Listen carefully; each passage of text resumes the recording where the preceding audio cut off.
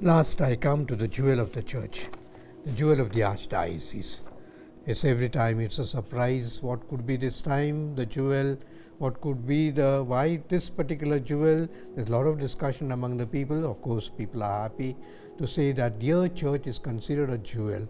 And so this time I go to Kolar, the Kolar church, what we call the Church of the Immaculate Heart of Mary, church in Kolar.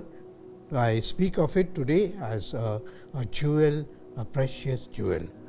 The history of Kolar Church, I am told, starts in 1976, when first time the MSFS fathers stepped into Kolar district, and there were just about 20 families there. But then numbers don't matter, especially for our pioneering religious. And so 20 is also a good number for them, so they started.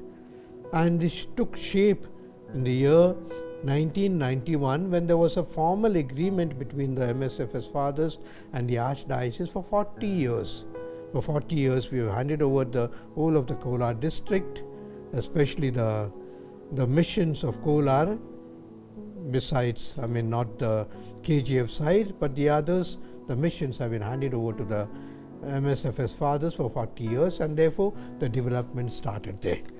And so the Kolar church, which is almost a headquarter church, became quite a link church for many, and it will be happy news to you to say that the Kolar church became a center church for Sirilghatta, Gudibande, Gauribidonur, Gogunte, Srinivaspur, Chintamani, Malur and Mulbagal, all of them sort of like branches of one central church, and the missionaries gathered in Kolar, and from there they went to the different churches.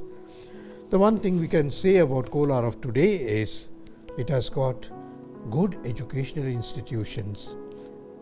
Bangalore has got, but then outside of Bangalore there are not so many education institutions. But Kolar has got 4 schools and a college also, and run by the religious, the MSFS fathers, St. Anne's sisters, etc., and providing specially education for the underprivileged, the marginalized, the poor. If the whole city is coming up of Kolar, the most of the credit would go to these education institutions, the children who have studied well and they are in the cities now. Besides that, we also have to say that the lot of Christians that were born and baptized in Kolar. In the year, we are told that in 1992, there were almost 52 baptisms, and from 2012 to 2013, there were 85 baptisms, which means more and more people wanting to become Christians and accept the Christian faith, and that's a good news for us. I also have to speak about the substations of this particular Kolar church, the Kolar jewel. And besides this particular church, which has got a grotto, it has got a beautiful church also now, and substations of the Kolar parish that are there, and the people also from the villages, pockets as it were, in the different places that meet together for mass,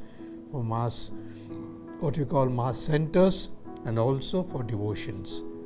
The spiritual life is thriving, throbbing, I would say, with the sacramental celebrations.